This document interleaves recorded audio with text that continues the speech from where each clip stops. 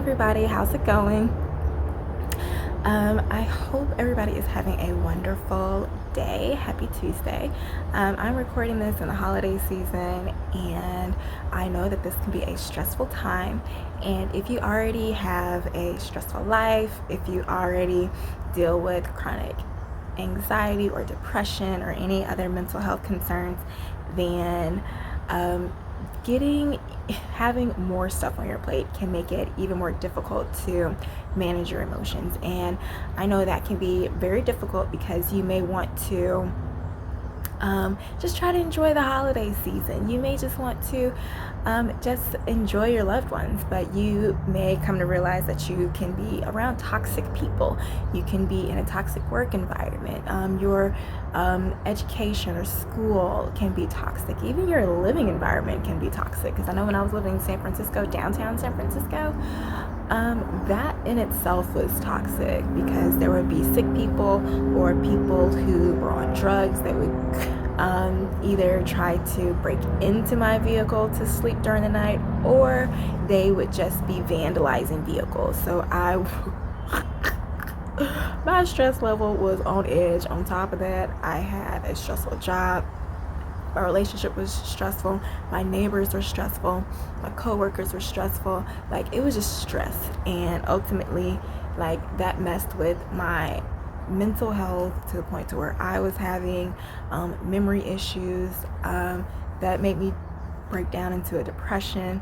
But, I was in the fitness industry, so I had to keep a fake face, and faking it for too long is not healthy because that can lead to chronic conditions in your health, like high blood pressure, high cholesterol, diabetes, and stuff like that. So I am just here today to give you some insight on how to manage your emotions using an emotional guidance scale. And before I delve into that, I just wanted to explain a couple of things to you, because when it comes to the law of attraction, it tells us that what you think about is what you attract. And the more you think about negative things, the more they come. And if you think about it in the Bible, God just tells you not to worry. Fear not, be of good cheer. He has overcome the world. He knows exactly what you need, so you don't have to worry about it, because he's a good father and he'll take care of everything. And even though bad things happen, he's still working everything out for your good. And even scientifically, just psychologically, what happens to us, something can happen to us and it can make a thought happen, and so that thought can make it be either good or bad. And so what happens if we keep focusing on that thought long enough, another thought like it can develop, and they spring up like weeds. The negative thoughts spring up like weeds, and so it'll keep springing up until it becomes a belief. And what happens with beliefs, psychologically, we have a confirmation bias. So our brains are going to start looking for things that confirm, like, yes, oh, I knew it, I knew I couldn't trust you, I knew today was a bad day, I knew it wasn't going to work out. It's just a confirmation bias. But if you would focus on the good, then it would be easier for you to see more good things coming, because that's what you're focusing on. And even when bad things happen, if you're grounded in your faith and you understand how the law of attraction works, if you understand how your Heavenly Father works, when you see something bad happens, you know that all things are always working towards your good. You may not see it, but you just have to accept it and allow everything to play its course. And so sometimes it can seem like bad thing after disappointment, after heartbreak, and all of these things can come up and make it feel like like, when is it gonna happen? Like, I've been trying to stay positive, I've been trying to like fight the good fight, but I don't know how much fight I can handle, But this can be cause of a couple things. This can be either because of spiritual warfare. You could be a light worker or a healer coming in to help heal God's children. And when the enemy sees you doing your job and staying on your path, then he's going to come and try to take you off your path. Like, the devil doesn't have to discourage people when they're on the wrong track, but he does have to discourage people when they're on the right track. And even in the Bible, I don't know, I read the scripture, but I didn't write it down. But even in the Bible, it says, like, when you are walking with me, there will be trials and tribulations. That's how you know you're on the good path. But you have to be faithful and be positive and know who is fighting for you. And when it comes to the law of attraction, it's also pretty much the same thing. So this is why it's so good to learn how to regulate your emotions. And you can do that by using an emotional guidance scale. And so an emotional guidance scale, I will show it right here. So an emotional guidance scale is something, it's just a list of emotions from your highest vibrational emotions all the way down to the lowest vibrational emotions. And so when it comes to the emotional guidance scale, the lowest emotion will be fear, grief, despair. Okay, so the lowest emotion would be fear, grief, despair, hopelessness, and then you can take it up to jealousy, hateful, rage, then discouragement, then doubt, then blame, then frustration, pessimism, boredom, contentment, then hopefulness, and then positive expectations, and then enthusiasm, and then passion, and then joy, appreciation, freedom, and love. That's the highest one. So when you are aware and when you are able to know how these emotions rank on the scale, when you feel these emotions, you can catch yourself and be like, oh snap, I'm not in vibration to my highest good. So I need to take what I focus on. So you can do this one or two things. If you are in a situation that you have to focus on, so say you're at work and you just have to push through, you can either take whatever it is that is making you angry or making you frustrated, making you feel hopeless or despair about that situation, and you just play little it's not mind games, but it's like if you know tarot, it's like the juggling act with the Two of Pentacles. So it's just like you're just or like a slinky, you're just going back and forth trying to make light out of the situation at hand. So you can just be like, all right, so my boss is being a butthole. You can keep down that downward spiral and say, I'm stuck here, the boss hates me, it's never going to work out, let me be spiteful or vengeful. Or you can take it another route and use emotional awareness, tap into your emotional intelligence and say, you know what, hurt people. He is probably going through something. What is going on with him does not affect me. I am protecting myself. You can just say whatever you need to say to get yourself higher up on the scale. Another route, you can just say, none of these things move me. I am not going to let this person disturb my peace. I choose to focus on something else. So you can either do the little mental mind game, or you can just take your mind off the situation.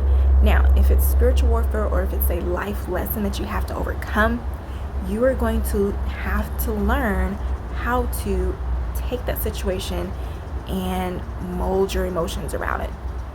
And the emotional guidance scale can help you gauge how high you're going. And you just have to understand that your emotions are temporary, and so they don't last. And when you pause to find the white space between what is going on, how you're feeling, and your reaction to it, then you can control the outcome of the situation at hand. So, somebody says something to piss you off, you can either snap back with them, or you can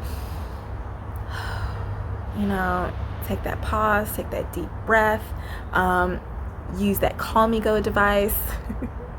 If you don't know, I don't have it on my hand now while I'm recording, but use the Call Me Go device. There's a link in the description box to show you more information about the Call Me Go device.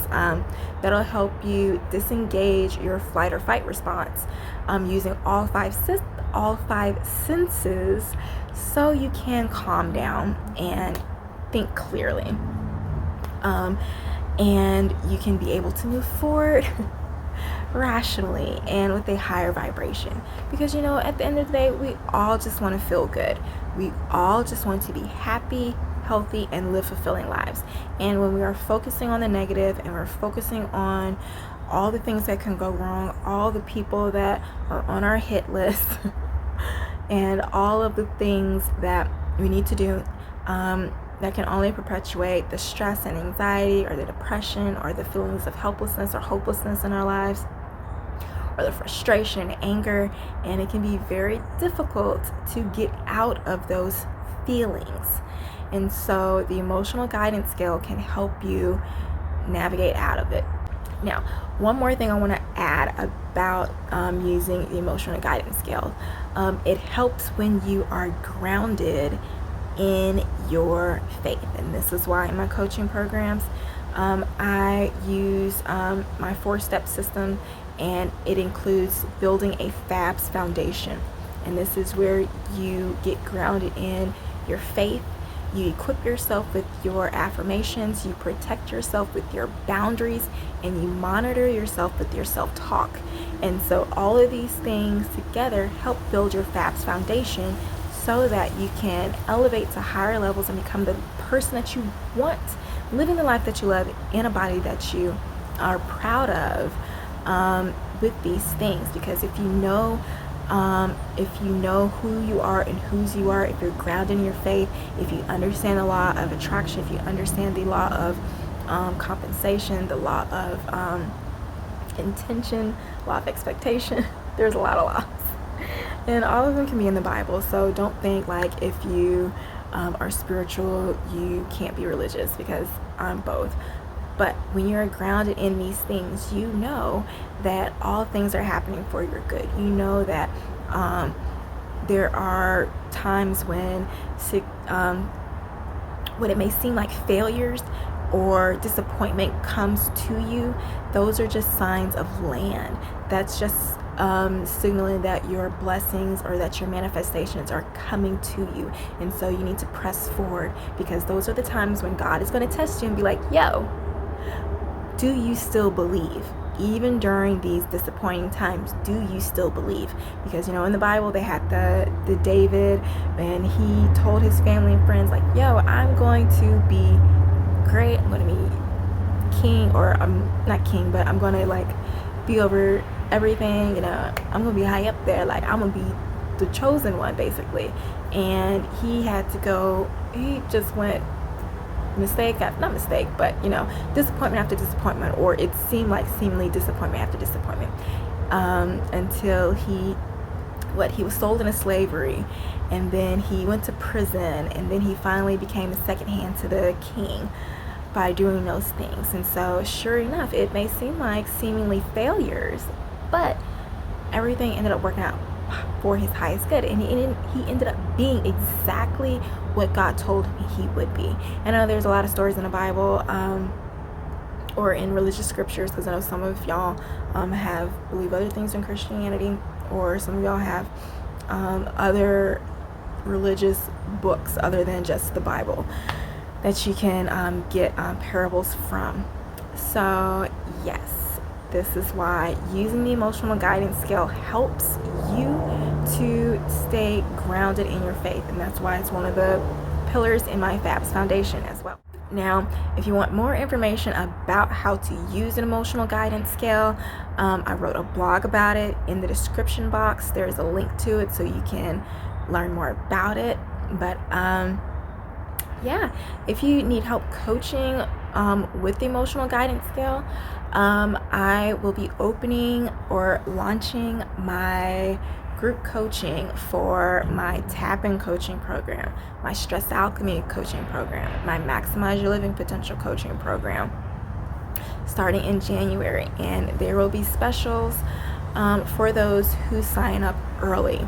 January 25th is my expected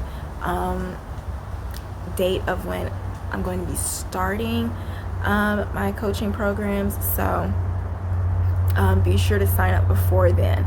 If you sign up before January, there will be early bird specials. So like I said, there'll be more info about it in the description box. And I do have some space available for one-on-one coaching if you are interested in that as well. And so in those group coaching and one-on-one coaching sessions, I will be going over with my clients how to navigate the emotional guiding scale and work with you personally on certain areas in your life, so you will know how to get your mind up out of that. I hope this helps. I try not to let these things go on too long, and I will talk to you next week.